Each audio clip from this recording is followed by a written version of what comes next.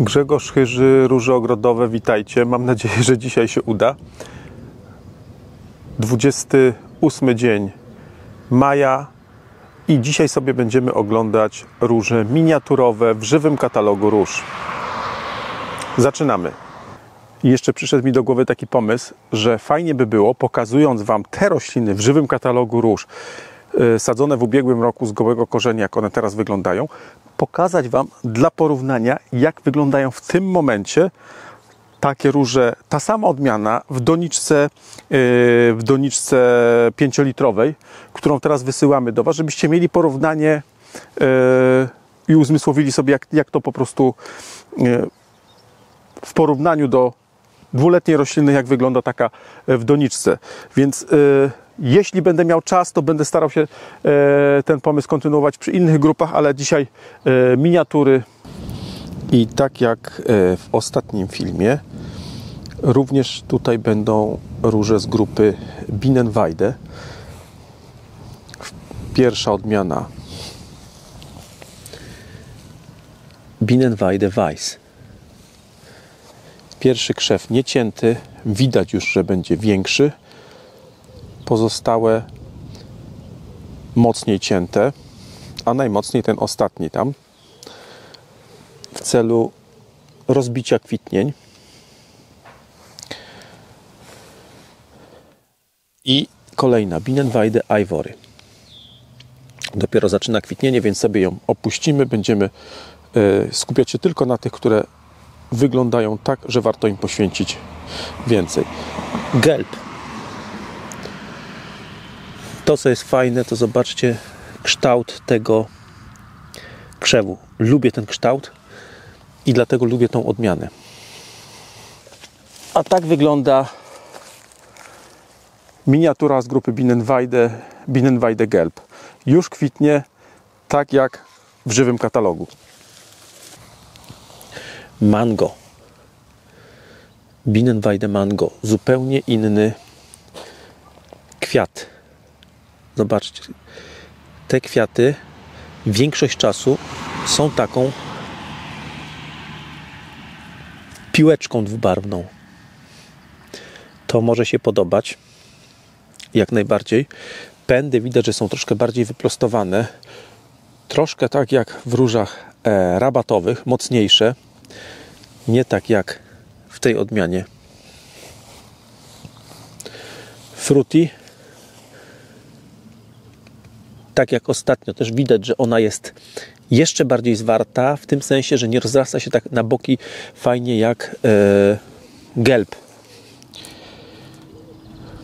Czyli to jest informacja, że jeśli chcemy stworzyć zwarty taki dywan kwitnący, to trzeba jej posadzić troszeczkę gęściej. Aprikot sobie opuścimy, bo jeszcze tutaj nic nie ma. Bicolor.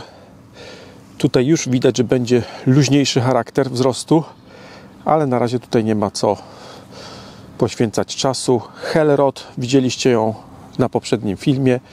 Roza też jeszcze nie kwitnie. Honey Milk, malutka, też ją na razie opuszczamy. A tak wygląda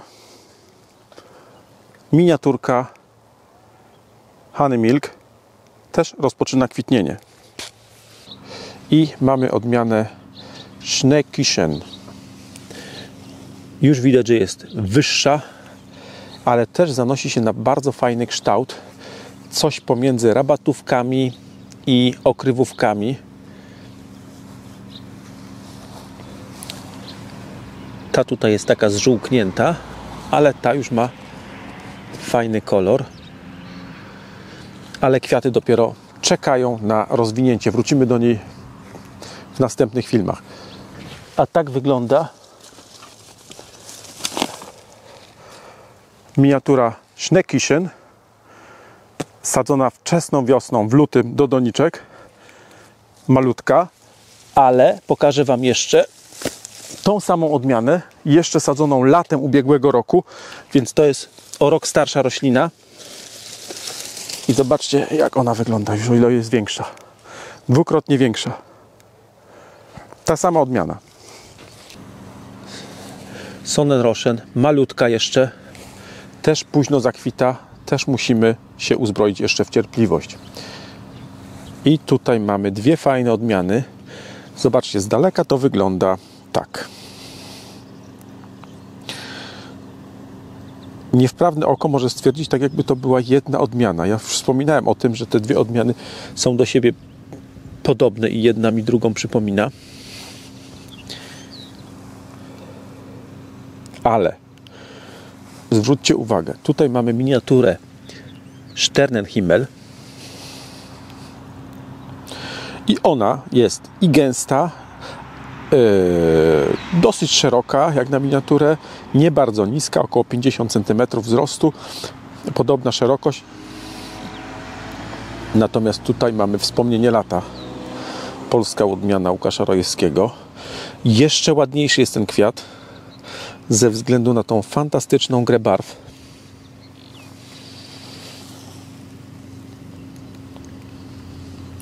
Ale to jest już roślina dużo większa, chociaż też fajnie utrzymuje kształt.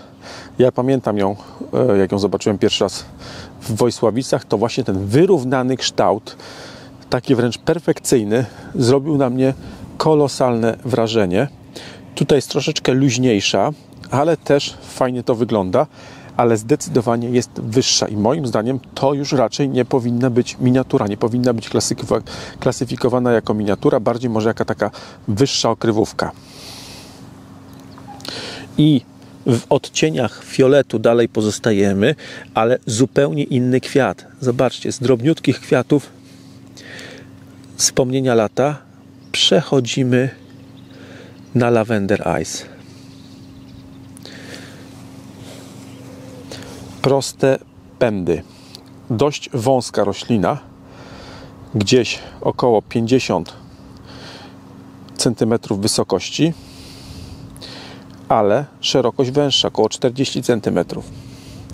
Duże kwiaty, bardzo długo się utrzymują te kwiaty. Ta odmiana tutaj zaczynała kwitnąć jako jedna z pierwszych, jeśli nie pierwsza. I zobaczcie, ciągle kwitnie, tak? Słońce jej nie przypala. Tylko ten środkowy kwiat, który już w zasadzie przekwita, wygląda źle. Pozostałe bardzo fajnie znoszą i słońce, i deszcz. Natomiast to, co jest minusem tej odmiany, to moim zdaniem niewystarczająca, według mnie, odporność liści na choroby grzybowe. I tutaj zobaczcie, jak nam fajnie zaczyna się zagęszczać. Robi nam się taki kwitnący dywan z miniatur, chociaż te odległości były w moim przekonaniu wystarczające, ale się okazuje, że jednak dalej to jest za gęsto, żeby wyeksponować kształt pojedynczego krzewu. I mamy dwie odmiany, które się połączyły. Tutaj mamy Pinokio z tym kolorem takim, który mi się niesamowicie podoba. I tutaj mamy Charmant, dobrze Wam znaną miniaturę, aż jestem zdziwiony, że ona tak szeroko rośnie, bo to jest wszystko pęd z tego krzewu, tak? Więc on nam tutaj gdzieś, na metr spokojnie się rozrósł na szerokość.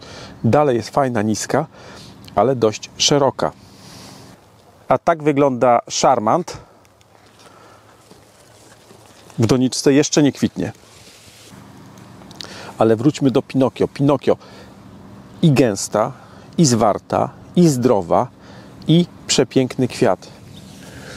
Jest to moim zdaniem jedna z fajniejszych miniatur, tych, które pojawiły się w ostatnim czasie. Poczekamy, aż ona zakwitnie tutaj obficiej. Charmant też za chwilę dopiero będzie kwit obficie, więc sobie ją tylko tak szybko przelecimy. Będziemy ją obserwować. I mamy Roxy. Troszeczkę podobna do Charmant, ciemniejsza i troszeczkę drobniejsze kwiaty, ale tutaj w tym momencie jest wyższa. Zdecydowanie wyższa. Też taki luźniejszy trochę pokrój. Kwiaty od samego dołu do samej góry i też dość wcześnie zakwitała. Teraz można powiedzieć, że jest w pełni kwitnienia.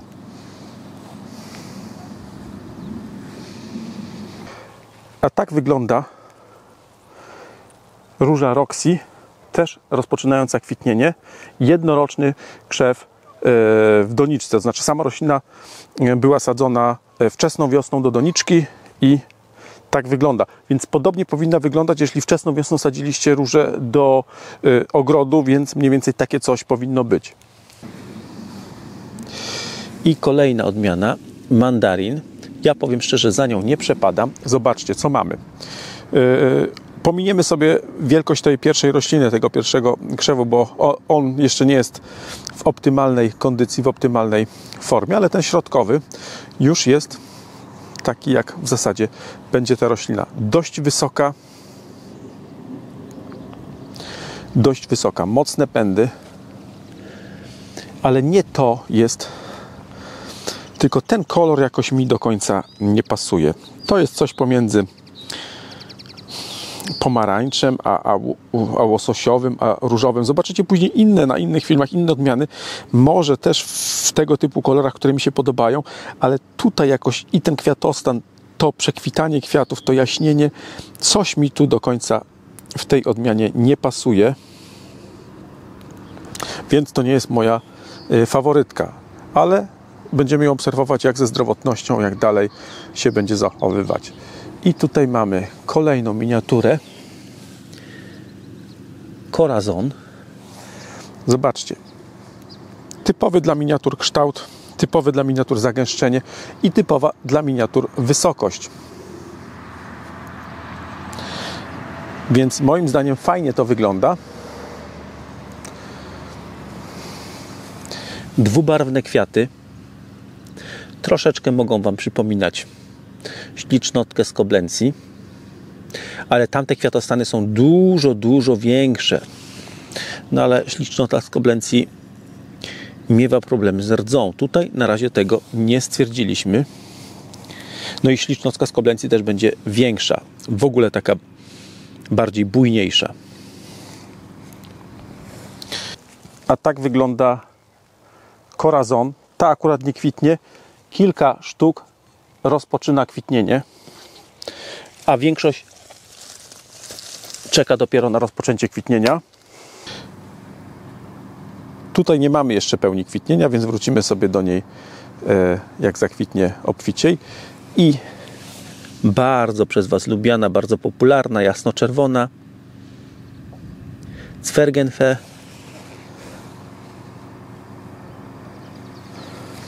Jeszcze nie zakwitła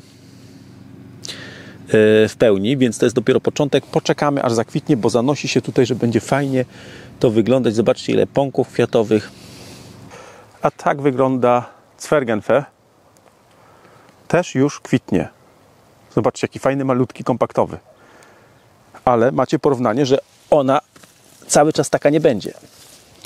Też typowa miniatura, choć te krzewy jeszcze nie są tak optymalnie rozrośnięte, jakbym chciał, jak na przykład, zobaczcie, Mandy. Jej, można powiedzieć, siostrzana odmiana, tylko ciemniejsza, która, ja to widzę po wynikach sprzedaży, że cieszy się mniejszą popularnością, zdecydowanie mniejszą popularnością niż Zwergenfe. I zobaczcie, jak fajnie, jak pełna wigoru jest ta roślina. Owszem, jak na miniaturę jest dosyć wysoka, ale zobaczcie, jest gęsta, dużo rozgałęzień, zdrowy liść, zakwita trochę później, ciemne kwiaty.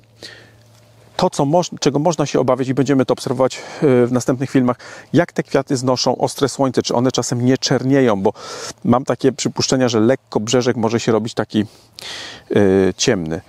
Tutaj mamy Mandy, w żywym katalogu jeszcze nie zakwitła, a tutaj już kilka kwiatów się pojawiło, ale też większość czeka na rozpoczęcie kwitnienia. Tutaj już przechodzimy do róż okrywowych, ale jeszcze pokażę Wam jedną miniaturę.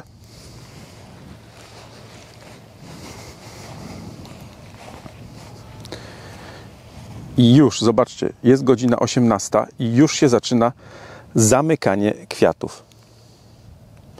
Już się zaczyna zamykanie kwiatów przez Jojo Peach i przez Orientę Chile. Chciałem Wam pokazać to Jojo Peach, ale w takim razie pokażę go Wam następnym razem i film będę musiał jednak kręcić, bo fenomenalnie one wyglądały dzisiaj o godzinie 11.